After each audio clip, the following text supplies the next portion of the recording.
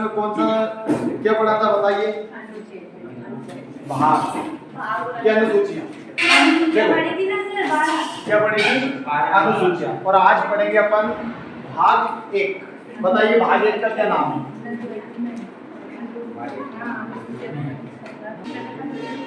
संघ एवं उसका राज्य क्षेत्र।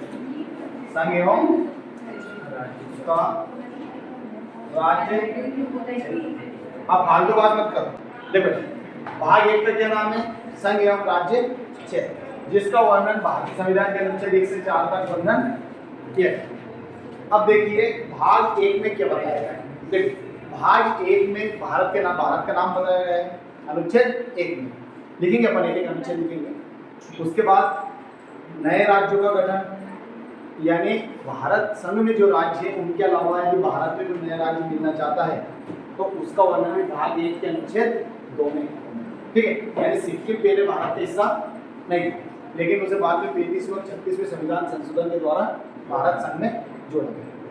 तीसरे अनुच्छेद में जो भारतीय यानी भारत में पहले से जो राज्य हैं उनकी सीमाओं में परिवर्तन करना, नाम में परिवर्तन करना या उन्हीं में से किसी नए राज्य का गठन करना। जैसे 1 नवंबर सन 2000 को मध्य प्रदेश से किस राज्य का अलग कर दिया गया? किस राज्य को? छत्तीसगढ़, है ना। तो इन राज्यों को जो अपन करते हैं कि कौन सा नया राज्य बनाना है, नए राज्य का नाम परिवर्तित करना है या पुराने राज्य का नाम परिवर्तित करना है, ये सभी कौन से अनुच्छेद से होते हैं? अनुच्छेद 3 से। कौन से अनुच्छेद से? अनुच्छेद 3। और वो आएगा किस? भाग 1।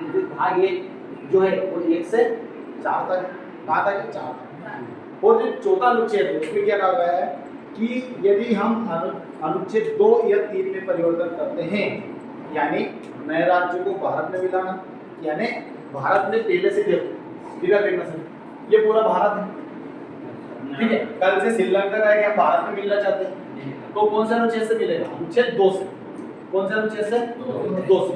कल से कहेंगे पाकिस्तान अब मैं तो परेशान हो गया हूँ और अब मैं भी भारत में मिलना चाहता हूँ, तो वो भी कौन से अनुच्छेद से मिलेगा? अनुच्छेद 2 से। यानी नए राज्यों का मिलना या उनकी स्थापना भारतीय संविधान के अनुच्छेद 2 से। यदि मान लो इनमें से मध्य प्रदेश से एक छत्तीसगढ़ राज्य अलग हुआ और उसके बाद ये आंध्र प्रदेश से तेलंगाना अलग हुआ, तो ये सभी अनुच्छेद 3 से होती है। यानी पहले से जो भारत में राज्य है यदि उनमें तोड़ना, मरोड़ना या उनकी सीमाओं में परिवर्तन करना, उनके नाम में परिवर्तन करना, ये अनुच्छेद 3 से होता है। तो अनुच्छेद 4 क्या कहता है? यदि अनुच्छेद 2 और 3 में कोई परिवर्तन होता है तो उसे अनुच्छेद 368 के तहत संविधान संशोधन नहीं माना जाएगा। आया समझ में?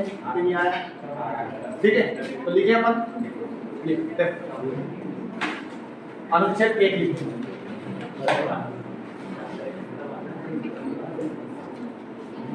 अनुच्छेद 1 क्या कहता है? India that is Bharat shall be a union of देखो India that is Bharat shall be a union of state। Bharat अर्थात इंडिया या है ना, इंडिया अर्थात भारत राज्यों का संघ है। इसका संघ है राज्यों, यानी भारत जो संघ है वो किससे मिलकर बना? राज्यों से। और इसी संबंध में बी आर अम्बेडकर जी ने दो कारण दिए कि भारत में यदि कोई नया राज्य शामिल हो जाता है तो उसे भारत से अलग होने की आजादी नहीं, और जो राज्य भारत से जुड़े हैं वो किसी समझौते का परिणाम नहीं। अर्थात कोई भी भारत में कोई राज्य जुड़ जाता है तो जुड़ तो जाएगा पर भारत से उसे अलग होने का अधिकार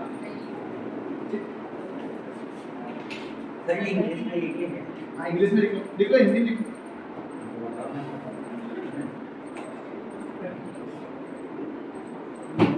लिखो इंडिया अर्थात भारत, लिख लो हिंदी में लिखो। इंडिया अर्थात भारत राज्यों का संघ है।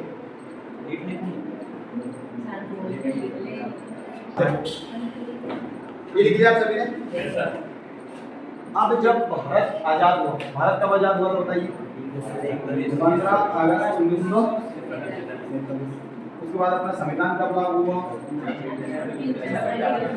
26 जनवरी 1950। तब भारत को, पूरे भारत को 4 भागों में वर्गीकृत किया गया है। कितने भागों में? 4 भाग का और आप सभी को याद ही है, जब मैंने आपको एक्ट पढ़ाए थे तब भारत पर ब्रिटिश जो शासन है, यानी अंग्रेज जो शासन कर रहे थे, वो 2 तरह से कर रहे थे। एक तो डायरेक्ट शासन कर रहे थे और एक देशी रियासतों पर अप्रत्यक्ष रूप से शासन कर रहे थे। तो जो ब्रिटिश के हाथों में डायरेक्ट शासन था उसे भाग का में रखा गया। किसमें रखा गया? ठीक है। और भाग का में यानी खा में उन राज्यों को रखा गया जिस पर देशी रियासत यानी राजाओं का शासन था और उन पर किन का शासन था? अंग्रेजों का। तो इसमें उस क्षेत्र को रखा गया जिसमें देशी रियासतें थी। ठीक है। भाग गा में उन राज्यों को रखा गया था या उन क्षेत्रों को रखा गया था जिन पर कमिश्नरी क्षेत्र थे। आप सभी को याद है 4 सीटें चीफ कमिश्नर क्षेत्र के लिए रखी थी, अपन ने पढ़ा था। ठीक है। तो इसमें था मुख्य आयुक्त, हिंदी में कहते हैं मुख्य आयुक्त, जिन पर किसका नियंत्रण था? कमिश्नर। किसका नियंत्रण था? कमिश्नर। उसके बाद भाग गा में मात्र अंडमान एवं निकोबार द्वीप समूह को रखा। लिखते चलो आप इसे लिखवाएंगे आज, फिर समझ में आ जाए लिखना काम। ठीक, याद रहेगा। भाग का में जिन पर ब्रिटिश या अंग्रेजों का डायरेक्ट शासन था उनको रखा गया। भाग खा में देशी रियासतें जिन पर राजाओं का शासन था उनको रखा गया। गा में मुख्य आयुक्त यानी चीफ कमिश्नर क्षेत्र, और इसमें अंडमान एवं निकोबार द्वीप।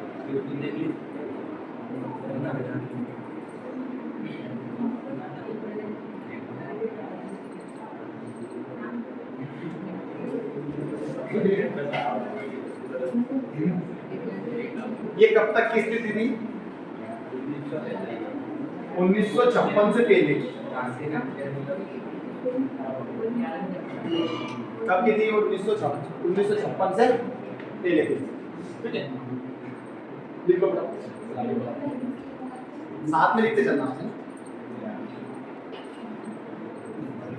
मुख्य आयुक्त क्षेत्र का प्रशासन, थोड़ा लिखना चाहते हैं प्रशासन शब्द और इन पर डायरेक्ट शासन। शासन और प्रशासन में अंतर बताया था कि नहीं बताया था? मैंने आपको क्या बताया था? शासन तो सरकार होती है, प्रशासन वो सेवा में लगे। हाँ, जो नौकरी लगा था। पुलिस प्रशासन कहेंगे, पुलिस शासन कहेंगे। पुलिस प्रशासन है ना, लेकिन नौकरी लगा। लिख लिया आपने?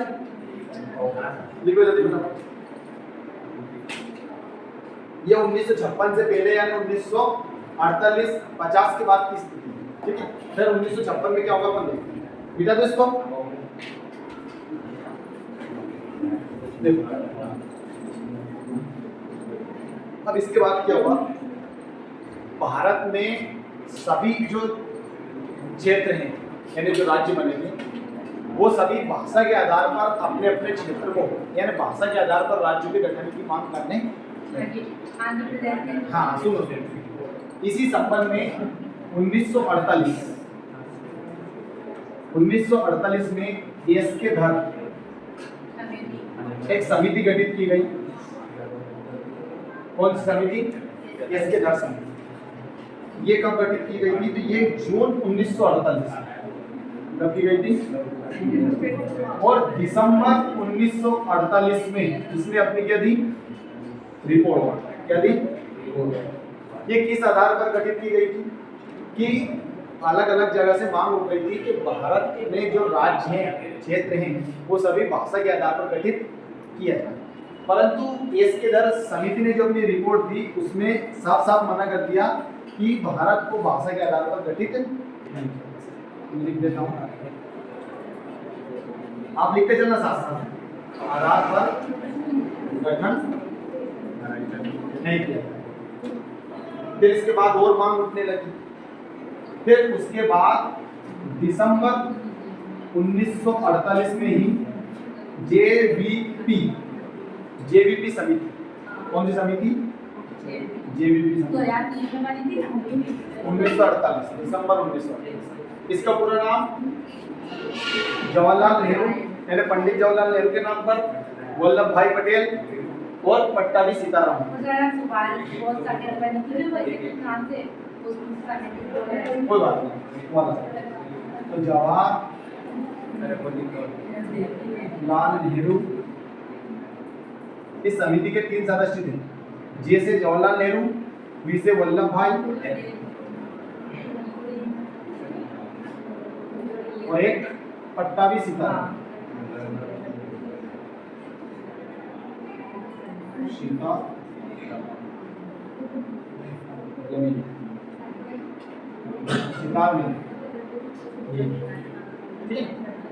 ये 3 इसके सदस्य। इन्होंने भी जब अपनी रिपोर्ट दी तो साफ साफ मना कर दिया अप्रैल 1949 में। कब दी इन्होंने? अप्रैल 1950 में। और इन्होंने भी भाषा के आधार पर गठन को क्या कर दिया? मना कर दिया। इन दोनों समितियों ने भाषा के आधार पर जो नए राज्यों का गठन करना है उन दोनों को मना। पट्टाभी सीताराम सितार में पाटाभी सीतारामैया सही से लिखूं? मैं तो सोच रहा हूँ कि बहुत खराब लिखी ताकि आप बीए वाले स्टूडेंट डॉक्टर बन जाओ।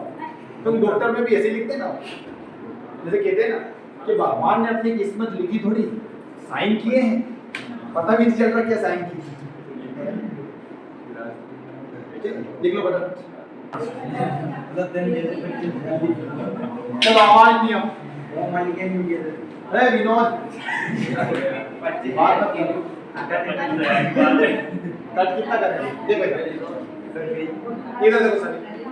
तो आप सभी ने देखा कि दोनों समितियों ने किस प्रकार भाषा के आधार पर राज्यों के गठन को मना कर दिया। परंतु अक्टूबर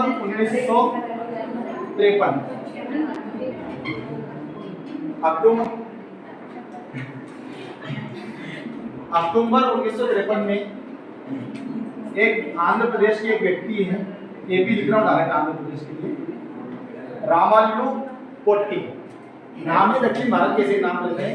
क्या नाम था उनका? रामाल्लू पोट्टी। आपको इन्हें आंदोलन किया था ना? सुनो। तो इन्होंने क्या किया? एक आंदोलन किया और 56 दिन तक इन्होंने क्या किया? एक आंदोलन चलाया जिसमें उनकी मांग थी कि भाषा के आधार पर एक नए राज्य का गठन किया जाए। तो इस तरह जो मद्रास राज्य था पहले, कब? 1953 से पहले मद्रास राज्य से तेलुगु भाषा का जो क्षेत्र था उसे अलग कर दिया और नया राज्य बना दिया आंध्र प्रदेश। यानी आपसे अगर परीक्षा में पूछे कि भाषा के आधार पर प्रथम गठित होने वाला राज्य तो आंध्र प्रदेश। तो इनकी 56 दिन तक इन्होंने आंदोलन मतलब कह सकते हैं कि भूख हड़ताल पर बैठे रहे और इनकी मृत्यु हो गई। सर 64-65 दिन हो गई थी इनकी मृत्यु। जब मैं लिख रहा हूँ 56 दिन हो गए, 64-65 दिन सर मेरे को कहा कि 56 लिखा तो 1956 में इसका गठन भी तो हुआ। मैं पढ़ा रहा हूँ, सुनो इधर कोई बात नहीं, पूछना चाहिए, बिल्कुल पूछते रहिए। मैं थोड़ा सुनो, देखो हमेशा नहीं ऐसा नहीं है। हमेशा ये रहता है कि एक अच्छा वक्ता बनने के लिए एक अच्छा श्रोता बनना चाहिए, है ना? तो इधर सुनो। तो इन्होंने भूख हड़ताल की, अनशन पर बैठे रहे, ठीक है, और 56 दिन के बाद इनकी क्या हुई? मृत्यु हुई। तो इस आधार पर पहला जो भाषा के आधार पर राज्य बना उसका नाम क्या था? आंध्र प्रदेश। इसी आधार पर ये पहला गठित कर दिया नेहरू जी ने, ठीक है। इसके बाद सभी राज्यों ने मांग उठाई, क्या उठाई? कि हमें भी अपने अपनी भाषा के आधार पर नया राज्य बना। जैसे मैं बताता हूँ, इधर देखना, ये पूरा महाराष्ट्र और पूरा गुजरात पहले से बॉम्बे राज्य के नाम से जाना जाता है, पूरा गुजरात भी और महाराष्ट्र, ठीक है। तो इसमें मराठी क्षेत्र भी है और गुजराती क्षेत्र भी है। फिर इसको 1960 में अलग किया गया। तो इस आधार पर सभी राज्यों ने मांग उठाई। तो इसी संबंध में 1953 में कब एक आयोग का गठन, ये समिति बनाई जिसे कहते हैं फजल अली आयोग, यह समिति, ठीक है। कब गठन किया गया इसका? तो इनका गठन किया गया दिसंबर 1953, दिसंबर 1953। इसमें 3 सदस्य, कितने सदस्य थे? 3। एक तो फजल अली स्वयं थे,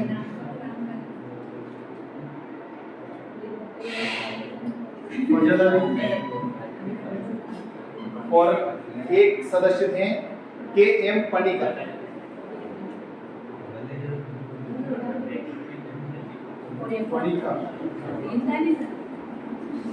पणिकर आधा काफिया है।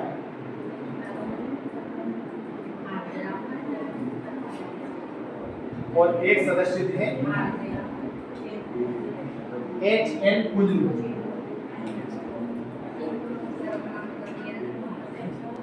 ये 3 इसके सदस्य। इन्होंने रिपोर्ट दी अपनी 1955 में। कब रिपोर्ट दी इन्होंने? समझ में आ रहा है नहीं आ रहा है? वीडियो को ध्यान रखना है। 1955 में इन्होंने क्या दी अपनी रिपोर्ट। इस आधार पर इन्होंने जो अपनी सिफारिशें दी, क्या दी? सिफारिश। उसमें उन्होंने कहा कि जो 4 राज्य हैं का, ख, ग, घ, इनको क्या कर दिया जाए? समान। का, ख, ग और घ राज्यों को क्या कर दिया जाए? और इन्होंने सिफारिश की थी कि 16 राज्य, कितने राज्य? 16 राज्य एवं 3 यूनियन टेरिटरी, यानी 3 यूटी बनाने की इन्होंने सिफारिश की।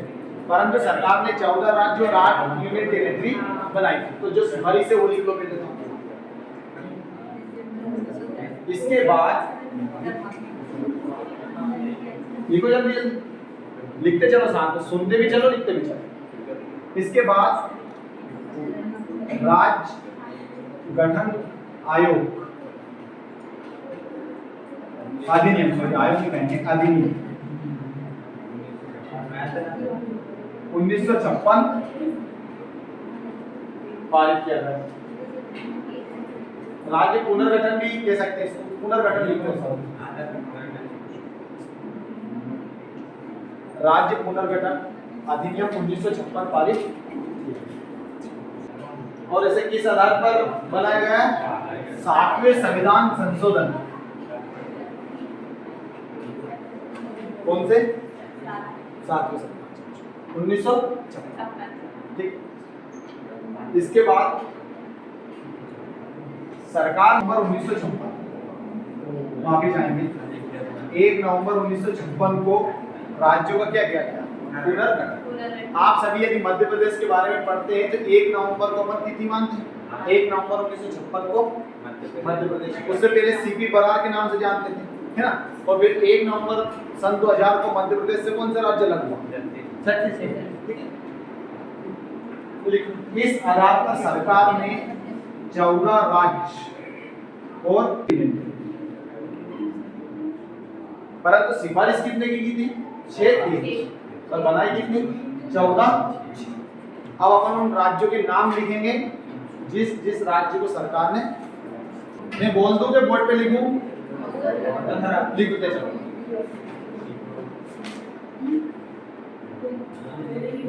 आंध्र प्रदेश, ये राज्य है ना, आंध्र प्रदेश, असम, बिहार, लिखो ना, राज्यों के नाम लिखना है। कब की स्थिति बता रहा हूँ? 1956, ठीक है। जब 14 राज्य और 6 यूनियन टेरिटरी बनाई तब की बता रहा हूँ, ठीक है। पहले लिखा आपने आंध्र प्रदेश, असम, बिहार, बंबई, जम्मू एवं कश्मीर, केरल, मध्य प्रदेश, मद्रास, मैसूर, जम्मू कश्मीर, केरल, मध्य प्रदेश, मद्रास, मैसूर, उड़ीसा, पंजाब, राजस्थान,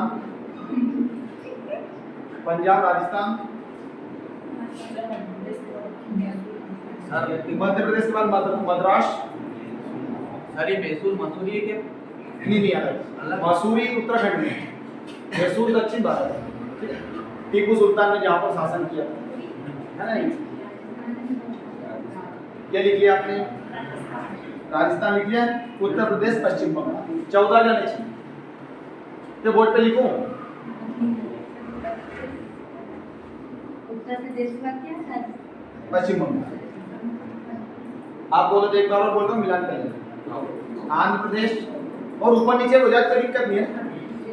आंध्र प्रदेश, असम, बिहार, बम्बई, जम्मू कश्मीर, केरल, मध्य प्रदेश, मद्रास, मैसूर, उड़ीसा, पंजाब, राजस्थान, उत्तर प्रदेश, पश्चिम बंगाल। ये तो हो गए 14 राज्य, हो गए 14 राज्य। अब 6 केंद्र शासित प्रदेश लिखो। जहाँ लिखे ना अपने राज्य उसके साइड में एक लाइन खींच लो और बगल में यूटी लिखकर ऊपर और लिखो नाम। अंडमान एवं निकोबार द्वीप समूह,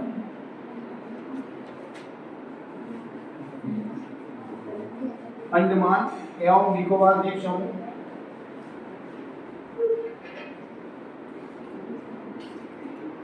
दिल्ली, हिमाचल प्रदेश। उस समय हिमाचल प्रदेश यूनियन टेरिटरी था और वर्तमान में क्या है? राज्य। ठीक है ना, ध्यान पढ़ेगा पंजाब में ना, राज्यों का पूरा कौन सा राज्य कब बना, कौन से नंबर का बना पढ़ेगा। और हो सकता है कल क्लास में पढ़े। लिखो लक्षद्वीप, ये लक्षद्वीप नहीं, लक्षद्वीप। पर एक बार देख लेंगे, मिनिकॉय, मिनिकॉय और अमीन दीवी,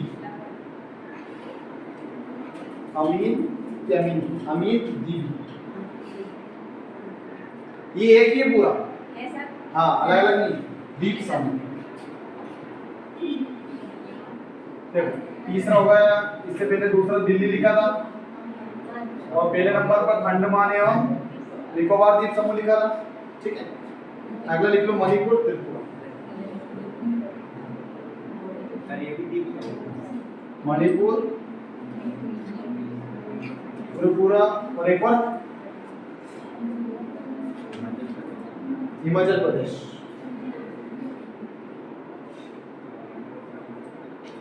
ये वर्तमान में 1, 2, 3, ये तीनों वर्तमान में राज्य, पहले क्या थे?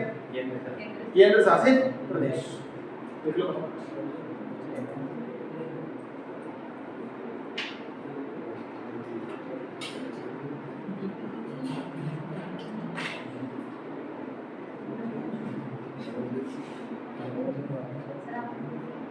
2 साइड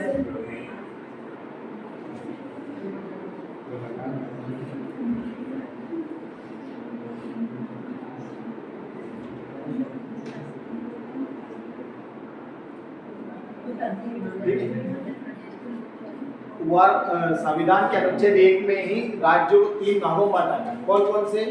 राज्य के मतलब भारत संघ के क्षेत्रों को, राज्य, केंद्र शासित प्रदेश और बाहर से जीते गए या हराए गए क्षेत्रों को, यानी बाहर से जो राज्य मिलेंगे उनको भी तीसरे हिस्से में रखा है। लेकिन अभी तक भारत के पास ऐसा कोई भी क्षेत्र नहीं है जिसे अपन 3 में लेते। 2 प्रकार की राज्य और क्यों असर है?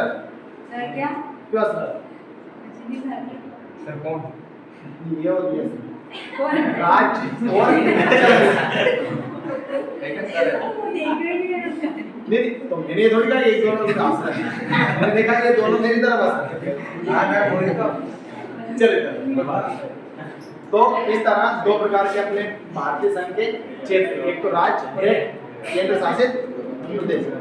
ये बताइए वर्तमान में जम्मू कश्मीर राज्य है, केंद्र शासित प्रदेश है?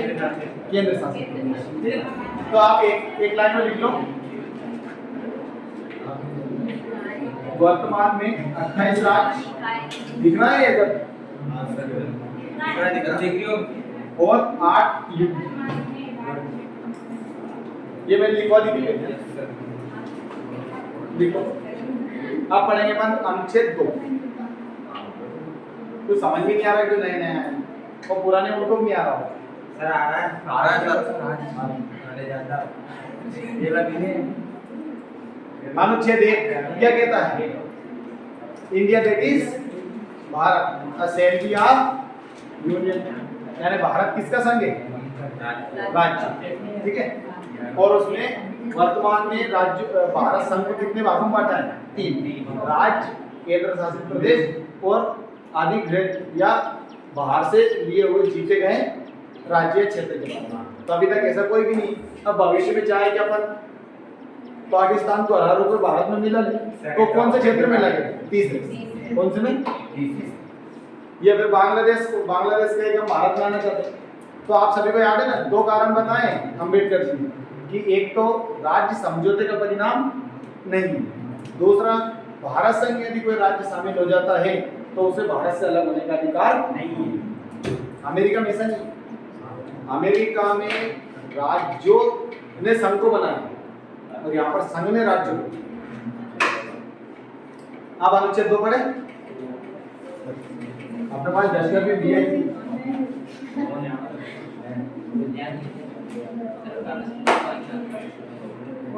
अनुच्छेद 2 लिखो।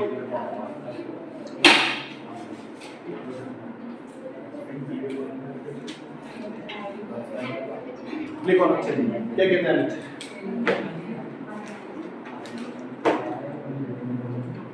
नए राज्यों का नामांकन एवं स्थापना। क्या हुआ?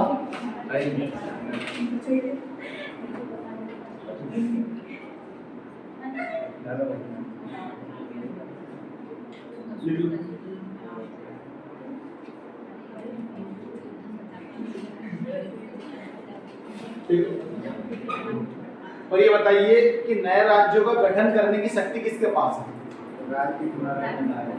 संसद के पास। किसके पास है? संसद।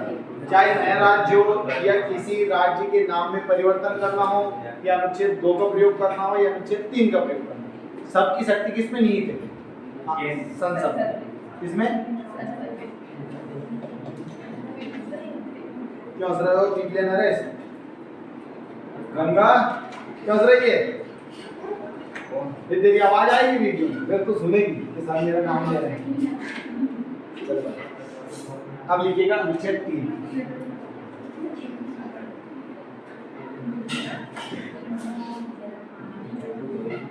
अनुच्छेद 3 क्या कहता है? जो पहले से भारत संघ के राज्य हैं उनके नाम सीमाओं में परिवर्तन करने की शक्ति किसके पास? संसद। तो लिख लो।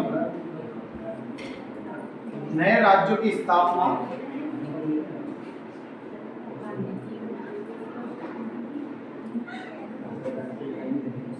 नए राज्यों की स्थापना। इसमें आप एक उदाहरण लिखना चाहो तो उदाहरण के रूप में सिक्किम लिख लेना। क्या लिख लोगे?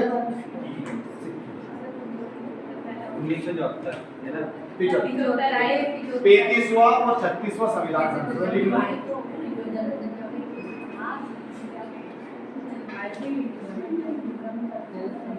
सीए का मतलब कॉन्स्टिट्यूशन अमेंडमेंट यानी संविधान संशोधन। याद रखिए, भूल जाओ। तो सर ये क्या क्यों लिखो? क्या पढ़ोगे? क्या पढ़ोगे? सीए मतलब चार्टेड अकाउंट मत पढ़ लेंगे। कॉन्स्टिट्यूशन अमेंडमेंट,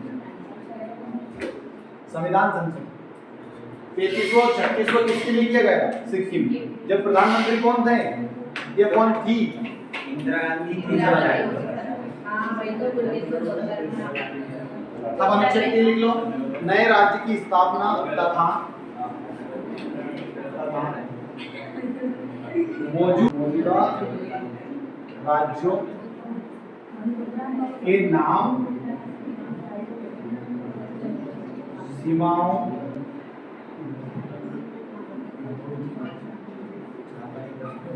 में परिवर्तन करने की शक्ति संसद के पास। नामों में परिवर्तन, और वो भी कौन कर सकती है? संसद। चाहे तो जैसे मध्य प्रदेश से छत्तीसगढ़ अलग किया, तो मध्य प्रदेश से पूछने के लिए भेजते हैं कि क्या आपकी इच्छा है कि हम नए राज्य का गठन कर दें। जैसे उदाहरण आंध्र प्रदेश का बता देते हैं। 2014 में इलेक्शन थे मोदी जी वाले, याद है आप सभी को। तो 2 जून 2014 को आंध्र प्रदेश से कौन सा राज्य अलग कर दिया? तेलंगाना, ठीक है ना।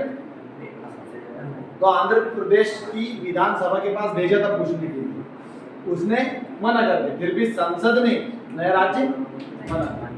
यानी अंतिम शक्ति किसके पास? संसद, ठीक है। देखिए आप आया तीनों समझ में। देखो चौथा क्या है,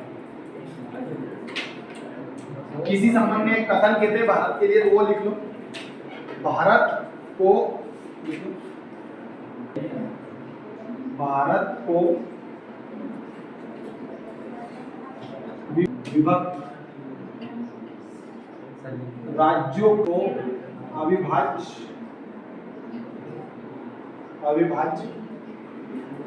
संघ, है ना। भारत को विभक्त राज्यों का अविभाज्य संघ है या कहते हैं।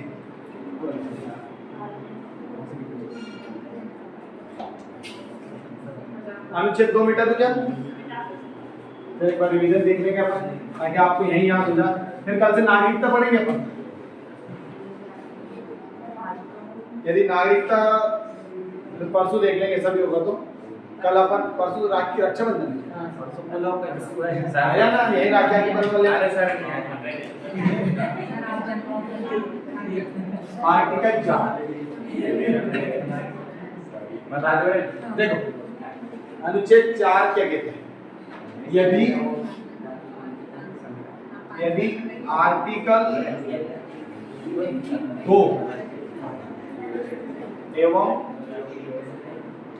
आर्टिकल 3 में कोई परिवर्तन करते हैं तो उसे अनुच्छेद 368 के तहत संविधान संशोधन नहीं माना जाएगा। यदि आर्टिकल 2 एवं 3 में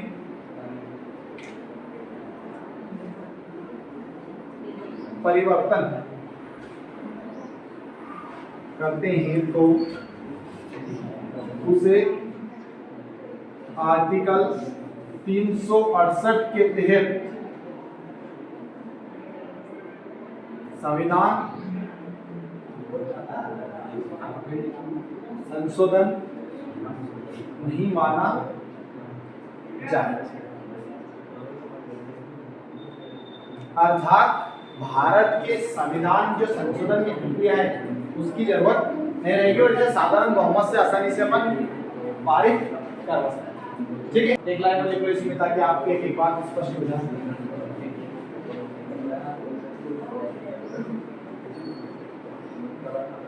ध्यान रख लेना, इसमें इस कानून को या विधेयक को पास करने के लिए साधारण बहुमत की जरूरत होती है, विशेष बहुमत की जरूरत।